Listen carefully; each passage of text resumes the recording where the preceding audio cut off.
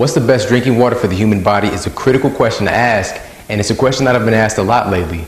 Now, if we take a step back and really understand that your body is a living organism, and inherently we'd be able to discern that the best thing for us would be fresh, living water, not water that's been processed or tampered with or denatured in any way. Now, most of us have grown up exposed to the municipal water system. Now, if you haven't heard about this before, then you're going to get a real crash course into what that looks like. And the first thing to understand is that municipal tap water is essentially recycled toilet water. That's right, the water that's coming through your faucet into your home is water that everyone in your town and everyone in your city has used the bathroom in and showered in, and it's being sent to a treatment facility where they're putting thousands of chemicals in the water to, eliminate pathogens and all these things, but then it's shipped back to your house through your faucet, and this is what you're drinking, and this is what you're giving your kids, and this is what we're doing all our cooking with. Now, these are the processes that are being currently used right now, and these processes are unable to remove all of the different sediments that are in that water. Now, what's been proven is the largest particulate matter in city tap water is toilet paper and tampon paper. That's right, the water that's coming through your faucet, the largest particulate matter in that water is tissue paper and tampon paper. You can actually do these tests yourself. You can take some electrodes and pour a glass of that city water and put the electrodes into the water, and you can actually see the sediment or the particulate matter from the tissue and tampon paper begin to separate from the water molecules. You can actually see this visually, and we're a very visual culture, so it's like seeing is believing. So when you see something like this, it becomes a real eye-opener, and you start to understand that we don't really know everything that's going on with our water supply. Now, I tell people it's great to have a filter on your water system at home, but, and I also tell them, if you don't have a filter, then you become the filter. But our current practices are not able to remove all the different particulate matter and the different chemicals and drugs that are now being found in our water system. Because as mentioned, everyone in your town is using the bathroom in that water. And people, using chemotherapy drugs, antidepressants, all that stuff is now being found in the water supply when it's tested.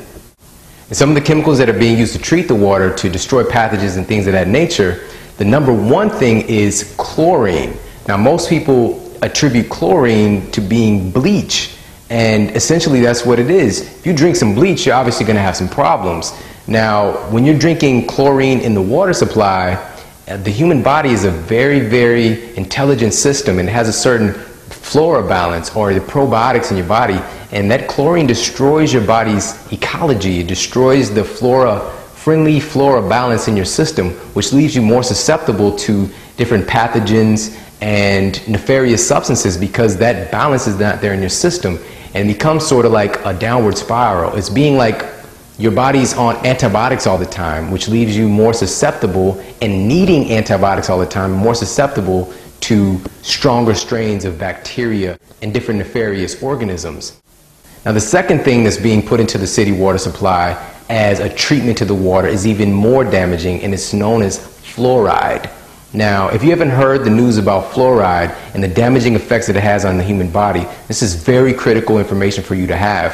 Fluoride was introduced to the population by Adolf Hitler, and it directly damages the part of your brain, the pineal gland, which is responsible for your willpower.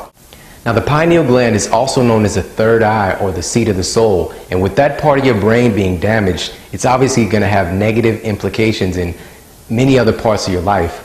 Fluoride has also been found to be very destructive to your thyroid gland, and also we've been exposed to the understanding that fluoride is supposed to be put into the water to make our teeth stronger. That's one of the things we've been programmed with. Now, if you've been aware or been exposed to someone with fluorosis, then you'll understand that when you see someone with those brown spots or white spots on their teeth, that's fluorosis. And that's basically an overexposure to fluoride. And my son asked me one time, "Dad, do you know the only bones in your body that you can see?" And it took me a second to think about it. And he said, "Your teeth." And it's just understanding your teeth are bones. Your teeth are living bones. And if you see the outpicturing of fluorosis, then it's understanding that that fluoride, that impact of fluoride has already integrated itself throughout your entire bone matrix. Now, fluoride is so close in its chemical composition to calcium that it's been put into the water, but it actually makes your bones more brittle. okay, because it's harder than calcium. Okay, it's similar, but it's not the same thing. Now, when you begin to understand these things and see what's going on with the water system, you obviously understand we want to look in a different place for our water. Now, if you go and take a look and you're still using fluoride toothpaste, you can see on there that it says to use a pea-sized amount, and if swallowed, contact a poison control center immediately.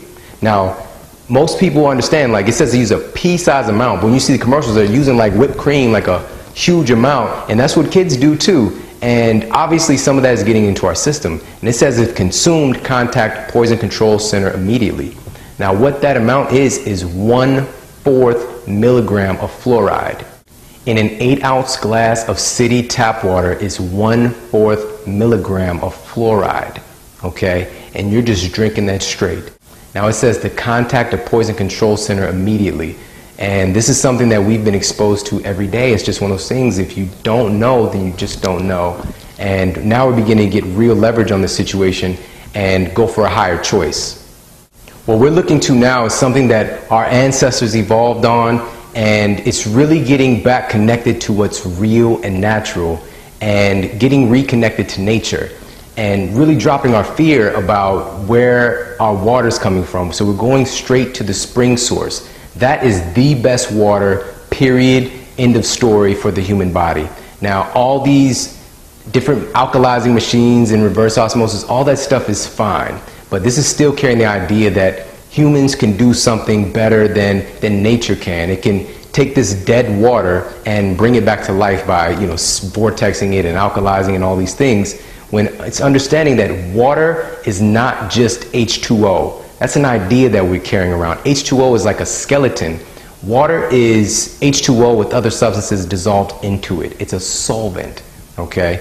And living water, when it's coming right from a spring source, that water has been underground in what are called aquifers. These are like underground lakes or incubators for thousands of years, and they've never seen pollution. They have never seen, the Industrial Revolution, the invention of plastics, none of that. It's the most clean, pure thing on the planet.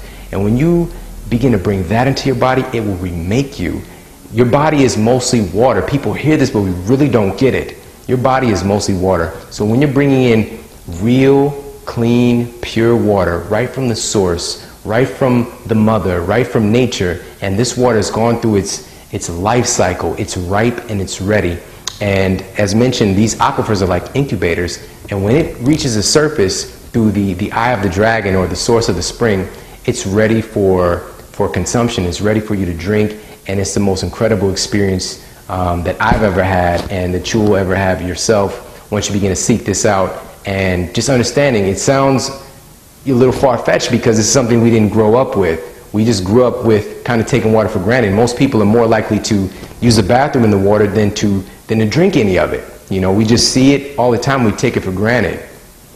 Now, there are very few words in our vocabulary that have the word holy attached to it.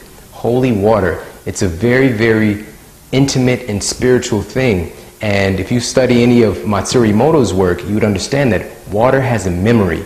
Water records information. It's kind of what homeopathy is built upon, where you take water and you take a substance, we'll say like a blueberry. You put a blueberry into the water, you take the blueberry out, but the information, the message of that blueberry is still recorded in that water. Water is intelligent, okay? We just think it's some inert, random substance. When water became you, it became the person who's watching this video right now.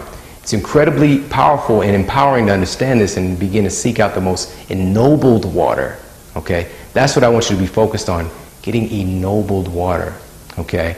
And water, when it's coming right from the spring, that water is very rich in hydrogen. Hydration, okay? That's the water that will truly hydrate you, all right? All these alkaline waters, that is good if you're dealing with a situation where you're incredibly over-acidic. That can be beneficial, but that water is not necessarily the most hydrating. And all the cells of your body have what are known as aquaporins, and they only allow in a certain size water molecule. And if there's a bunch of dissolved substances in that water, then things like different sodas and teas and juices that people usually take in substitute of fresh, clean water, they're having trouble getting hydrated. and they find that their body is actually retaining water, retaining all the water that it does have so that it can just do its normal processes. And this is where we see people really experiencing a lot of extra body fat, a lot of excess weight, because they're not bringing in water, fresh, clean water that allows their body to dump all that stuff out. It's very simple science, and I talk a lot about this in my different programs, how to really get rid of weight permanently and how to get rid of that, really hard to get rid of fat permanently.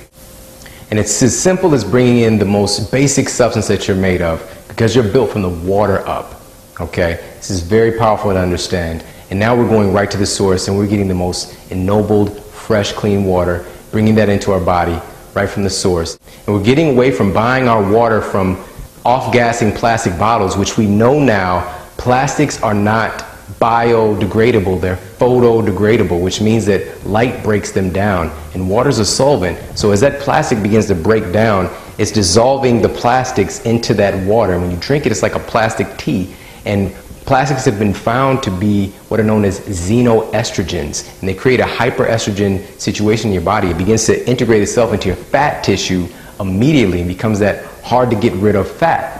And it leads to an over-feminization of men, where we're seeing breast tissue developed, you know, a lot of that excess belly fat. And in women, same thing. Hyperestrogen situations lead to estrogen-related cancers, fibroid tumors, things of this nature. And it's just becoming more aware that there are better ways of doing this. Plastics are a fossil fuel, okay? If you're going to get your water from store shelf, make sure you're getting it in glass. But the best choice is just putting your locus of focus on discovering springs in your area. And that's the most powerful ability of the human mind, is to navigate. Just to point your locus of focus on something, and it will surely show up for you. You know, I began to drink exclusively from springs a while back, and when I did that, it's just like so many people, I'd be in conversations and I find another spring, and I begin to accumulate a database of where different springs were in my area. And as I mentioned, this has absolutely changed my life. And it's probably had the greatest impact on my health and the health of my family by getting the best water in the world into our home. And just to share one more small nugget with you, if you cannot get access to a spring right now, then the next best choice would be well water. Well water is basically, we're drilling into the aquifer. You know, the water is not ripe yet, you know, so this is where you're going to find more, you know, hard water. It's going to be more minerals that hasn't had time to incubate and to become, you know, really ripe, really highly structured water. But it's a great step up. You're not dealing with all the pollutants that are going on with the current municipal water supply, and it's a huge step up. So just start asking around. Ask your neighbors, ask your friends, ask people in your area, in your town, where are the springs at? Where are the people with wells on their property? These things are available to you. There's wells everywhere, there's springs everywhere. It's just beginning to be aware of this and using your inherent abilities to seek out something greater and apply this information to your life and transform your body and your health.